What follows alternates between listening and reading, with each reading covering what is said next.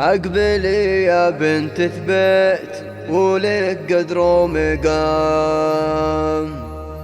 يا الشموخ الطاغية اللي من الوزن الثقيل، اذحبي يما العروسة ودام الفخر دام عزك يا الأميرة عسى عمرك طويل، يا الشموخ الطاغية اللي من الوزن الثقيل. انت يا ام بخيت على استوديو فنون المملكة.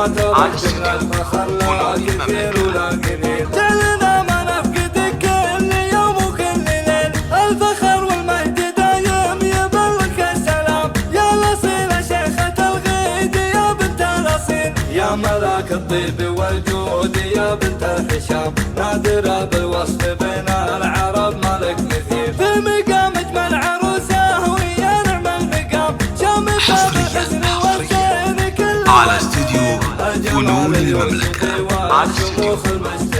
فرق عن كل الرعابيب لابست اللثام، يا الغنى الجاذبية يا منسوع الجديد، ما نلومك وبنا يوم تعطيك اهتمام، جامعة كل المحاسن مع الخلق النبيل، لا غرابة والله ما تضام، دام ابوها مكرم الضيف كسب الجميل، راسي قوم وقسمه من الفخر ذروة سنام، والله مليون والنعم في حق قليل، ذاخر عيال النشامة على شدة حزام، كل واحد منهم اسطى من السيف الثقيل، ولا هو مستغرب من الكرام ابن الكرام، يكفي انت اشهار بين الجد يوسف. على استوديو فنون المملكة. ودام الفخر دام عزك يا الأميرة عسى عمرك طويل، يا الشموخ الطاغية اللي من الوزن الثقيل. انت يا على استوديو فنون المملكة. ما تركت من الفخر لا كثير ولا قليل، جعلنا ما نفقدك كل